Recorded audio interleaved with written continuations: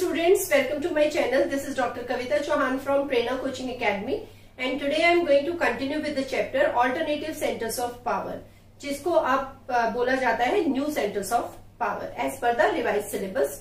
This is part 2 for this chapter. इसके part 1 का link description box में लिखा हुआ है, तो प्लीज आप वो लिंक भी चेक कीजिए. एंड उसके साथ साथ I have also started sharing links for the notes in PDF form, तो वो भी आप चेक कीजिएगा. अभी मैंने अपना जो चैलेंजेस ऑफ नेशन बिल्डिंग का पार्ट 1 है उसमें मैंने लिंक शेयर किया है उस पूरे चैप्टर के नोट्स का, तो वो आप इजीली डाउनलोड कर सकते हो और प्रिंट आउट लेके उसको पढ़ भी सकते हो. इस चैप्टर जो मैं अभी एक्सप्लेन कर रही हूँ इसके नोट्स और जो मैंने पार्ट 1 में एक्सप्लेन किया process and formation of European union, उनके कंबाइंड नोट्स मैं आज के डिस्क्रिप्शन बॉक्स में इस वीडियो के या कमेंट सेक्शन में लिंक शेयर करूंगी, तो आप वो नोट्स भी चेक कर सकते हो. Also I want to assure you that if you subscribe to my channel I am going to cover this syllabus for political science in complete sense. Yes, it will take time क्योंकि मैंने बहुत late शुरू किया है political science के videos upload करना, लेकिन मैं ग्रेजुअली आपका सारा सिलेबस कवर करा दूंगी. और उसके साथ साथ सारे टाइप के जो क्वेश्चंस आते हैं, map based question, passage based question, 1 markers, MCQs, उनसे रिलेटेड वीडियोस भी मैं अपलोड करूंगी. So stay tuned. Let's start with today's class, alternative centres of power और new centres of power. Today I am going to discuss about ASEAN. Full form of ASEAN is association of South East Asian nations. ये जो पूरा का पूरा reason है, इसका जो map है, कंट्रीज की लोकेशन आप बुक में देख सकते हो, चैप्टर में मैप दिया हुआ है. ये सारी की सारी जो कंट्रीज थी या जो ये पूरा रीजन था, इसने फेस किया कोलोनियलिज्म, बहुत रिपीटेड कोलोनियलिज्म, और रिपीटेड कोलोनियलिज्म की वजह से यहाँ पे काफी इकोनॉमिक और पॉलिटिकल प्रॉब्लम सामने आई जब डीकोलोनाइजेशन हुआ उसके बाद. So when we talk about this region suffered the economic and political consequences of repeated colonialism. Class 10th history book में एक चैप्टर है nationalist movement in Indo China, उसमें वियतनाम की नेशनलिस्ट स्ट्रगल के बारे में बताया है, फ्रेंच डोमिनेशन के बारे में. वो भी अगर पढ़ लोगे तो काफी आइडिया आपको मिलेगा कि किस तरीके की प्रॉब्लम्स आई यहाँ पे इन कंट्रीज को. After the end of second world war it confronted problems of poverty, economic backwardness and national integration, और you can say nation building. क्योंकि जब भी कहीं पे भी कोलोनियलिज्म खत्म हुआ तो उसके जो आफ्टर इफेक्ट्स थे वो वहां की पॉपुलेशन ने फेस किए या वहां के लोगों ने फेस किए, और जो मेन प्रॉब्लम्स थी वो यही थी, economic backwardness, poverty and nation building. Although there were efforts made at various international levels. If you talk about this, तो यहाँ पे मैं ये बताना चाहूंगी कि जब सेकेंड वर्ल्ड वॉर खत्म हुआ और कोल्ड वॉर का जो पूरा टाइम पीरियड था, उसमें जो ब्लॉक था which was headed by USA, that was kind of called as first world, and the block which was headed by USSR, that was called as kind of second world. अब जो ये newly independent countries थी Asia, Africa और Latin America की, जो डीकोलोनाइजेशन के बाद they were rising at independent states और countries, these formed a separate block which was termed as third world. So third world countries, these countries were called as. ये जो third world countries थी, इन्होंने काफी एफर्ट्स किए. जैसे अगर हम बात करें बैंडन कॉन्फ्रेंस की, एशियन एफ्रो एशियन यूनिटी की, सो उसके बाद नॉन अलाइन मूवमेंट की, तो काफी एफर्ट्स हुए कि ये जो कंट्रीज है इनके बीच में एक कोलैबोरेशन हो, इनके बीच में एक अंडरस्टैंडिंग हो, हार्मनी हो, सॉलिडारिटी हो. लेकिन वो एफर्ट्स भी बहुत ज्यादा सक्सेसफुल नहीं हो पाए थे जब हम इस रीजन की बात करते हैं. So you can say although there were efforts made for third world unity through NAM, non align movement, but it could not be effective in establishing formal conventions for informal cooperation. इस reason की ये जो countries थी, इनके बीच में एक informal cooperation establish करने में वो एफर्ट सक्सेसफुल नहीं हुए. And then ASEAN was established in 1967 as an alternative. Initially it was established by 5 countries and then later on 5 more countries joined it, so total 10 member states you can say. Name of the countries I would just tell you. जो first founding countries थी वो थी Indonesia, Malaysia, Philippines, Thailand and Singapore. तो इसको एक short way में आप याद कर सकते हो, जो फर्स्ट लेटर है उससे. IMPTS, मैं थोड़ा सा इस तरीके से करने की कोशिश करती हूँ। सो IMPTS में Indonesia, Malaysia, Philippines, Thailand, Singapore, थोड़ा सा इजी हो जाएगा लर्न करना। उसके बाद 5 more countries join, Myanmar, Lao PDR, Cambodia, Brunei Darussalam and Vietnam. ठीक है, सो उसको भी आप इस तरीके से याद कर सकते हो। MLC फुल फॉर्म होती है मेंबर ऑफ लेजिस्लेटिव काउंसिल की, so Myanmar, Lao PDR and Cambodia, and BV so Brunei Darussalam and Vietnam. So ये 10 मेंबर स्टेट्स है एशियान की। ऑब्जेक्टिव्स क्या थे एशियान के? सो ये 5 कंट्रीज ने साइन किया था, बैंकॉक डिक्लेरेशन के नाम से जाना जाता है। ऑब्जेक्टिव्स थे to accelerate economic growth, to achieve social progress and cultural development, to promote regional peace and stability based on the rule of law and the principles of UN Charter. See children, you have to understand कि कोई भी जो एक reason होता है, उस reason में जो कंट्रीज फॉल करती हैं, उनको अगर अपनी इकोनॉमिक डेवलपमेंट पे फोकस करना है तो जो पूरा का पूरा रीजन है वहां पे भी पीस और स्टेबिलिटी होना बहुत जरूरी है, क्योंकि otherwise you keep on fighting with your neighbouring countries over small little issues, और कभी कभी तो वो मेजर कॉन्फ्लिक्ट भी बन जाता है। तो बहुत जरूरी है ये सब चीजें होना, और इसके साथ साथ अपनी खुद की जो सोसाइटी है उस कंट्री की या पॉपुलेशन है उनके लिए सोशल प्रोग्रेस भी, मतलब सोशल प्रोग्रेस भी एम होना चाहिए, और पूरे रीजन की भी social progress, economic development, economic growth, political stability, ये सारी चीजें बहुत जरूरी होती हैं। So to accelerate economic growth, to achieve social progress and cultural development, to promote regional peace and stability based on the rule of law. Rule of law, basically rule of law means that everybody is equal before law, right? And the principles of UN Charter, क्योंकि United nation organisation वो एक international organisation है, सो उसका जो charter है या उसके जो प्रिंसिपल्स है उनको फॉलो करना या उनके अकॉर्डिंग रिलेशंस एस्टेब्लिश करना। तो ये थे मेन प्राइमरी ऑब्जेक्टिव था ये सोशल फर्स्ट वाला, और ये थे सेकेंडरी ऑब्जेक्टिव्स। उसके बाद ग्रेजुअली जब ये कंट्रीज के बीच में रिलेशंस डेवलप होने शुरू हुए तो इनके जो ऑब्जेक्टिव्स थे वो भी और ज्यादा यू कैन से एक्सपैंड होने शुरू हुए। कि शुरू में तो इन्होंने सिर्फ फॉर्म किया था विद वन मेन ऑब्जेक्टिव कि इस पूरे के पूरे रीजन में इकोनॉमिक ग्रोथ होना बहुत जरूरी है, तो उसके साथ साथ बाकी सारी चीजें भी अचीव हो पाएंगी। तो लेकिन फिर और ऑब्जेक्टिव्स ब्रॉडन हुए। यहाँ पे इससे पहले मैं आपको ये भी बता दूं कि Asian regional forum was also formed in 1994। Okay, तो 1994 में Asian regional forum was formed. उसके बाद 2003 में ऑब्जेक्टिव्स एक्सपेंडेड। सो क्या क्या अब ऑब्जेक्टिव्स हुए? Finally they establish 3 pillars. Okay, these are called as 3 pillars of ASEAN. First is the ASEAN Security Community. Name say you can make out from the name itself that it would be concerned with establishing security, or you can say maintaining security. Second is the ASEAN Economic Community, so related to economy.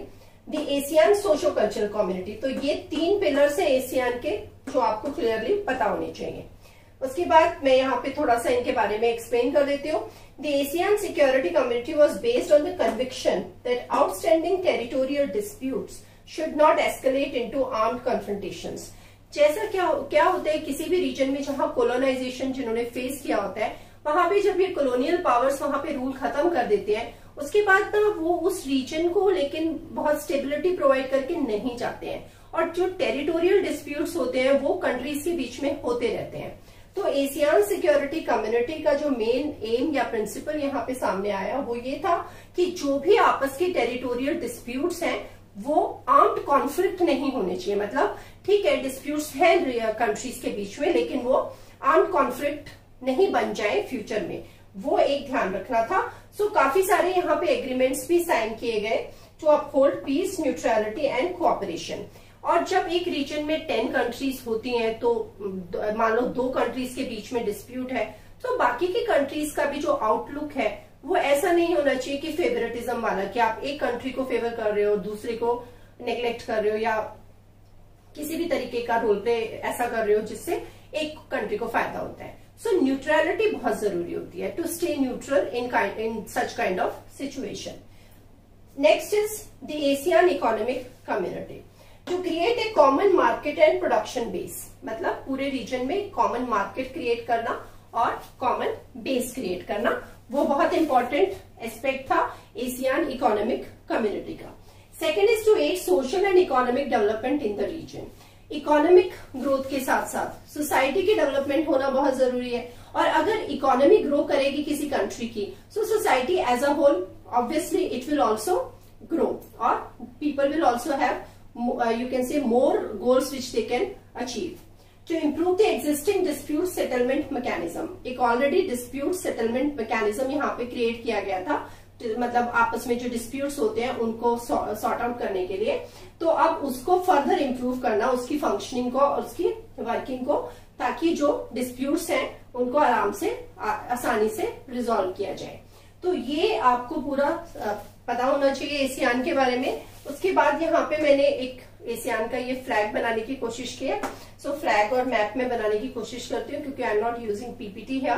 सो ये भी exam में आ जाता है, कभी कभी आया भी है।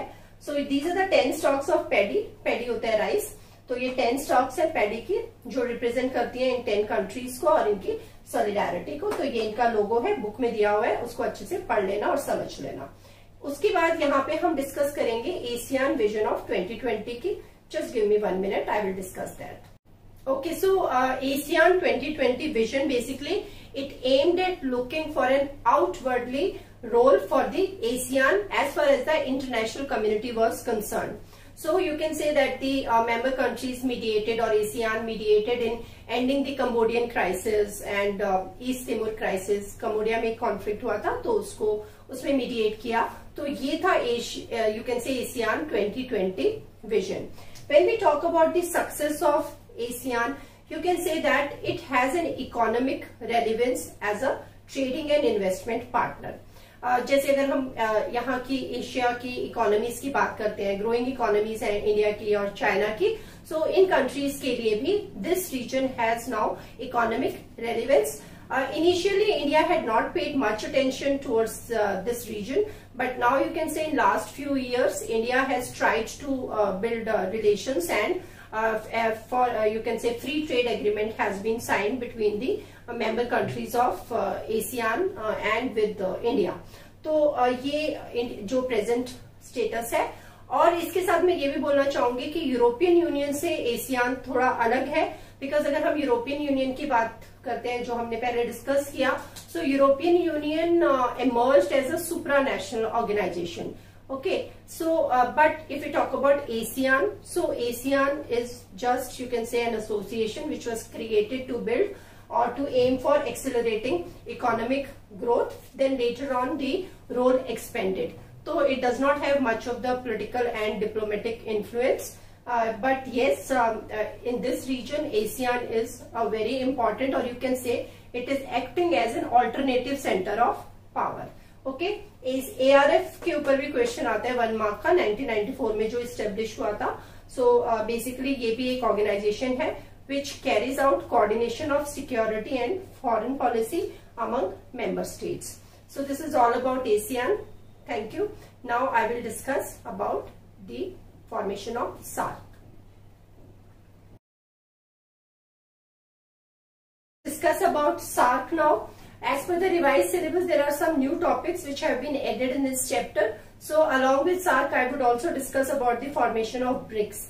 उसके बाद जो कंट्रीज की इंफॉर्मेशन ऐड हुई है उसके लिए एक नया वीडियो बनेगा, उसमें मैं सारी कंट्रीज डिस्कस करूंगी, China, India, Russia, Israel etcetera. Okay, so let's focus on this. The full form of SAARC is the south Asian association for regional cooperation, and the member states are Afghanistan, Bangladesh, Bhutan, India, the Maldives, Nepal, Pakistan and Sri Lanka. So आप ये जो countries के names है, इन countries के names देखने के बाद ही you can make out that this entire region has always been facing political or economic upheavals. Countries के अंदर भी यहाँ पे सिविल वॉर हुई है, एथनिक कॉन्फ्लिक्ट फेस हुए हैं और काफी सारे पॉलिटिकल जो अपहेवल है, पॉलिटिकल सिस्टम जो है वो चेंज होता रहा है। You talk about Afghanistan, you talk about Bangladesh, you talk about Nepal, you talk about Sri Lanka, you talk about all these three countries, and आपको पता चलेगा कि पूरे के पूरे रीजन में कितनी इंस्टेबिलिटी रही। 1985 में SAARC को फॉर्म किया गया था, and basically to evolve cooperation through multilateral means. यहाँ पे ये कंट्रीज के बीच में आपसी झगड़े भी बहुत हैं, जैसे इंडिया और पाकिस्तान के कॉन्फ्लिक्ट्स अभी तक खत्म नहीं हुए हैं। बांग्लादेश इंडिया के बीच में भी प्रॉब्लम्स हुई हैं, रेफ्यूजी का इशू हमेशा रहा है, रिवर वाटर शेयरिंग की प्रॉब्लम रही है। तो इस रीजन में दो कंट्रीज के बीच में भी काफी प्रॉब्लम्स रही। सो मल्टीलेटरल तरीके से रिजॉल्व करना या कोऑपरेशन बनाना सार्क का मेन उद्देश्य था।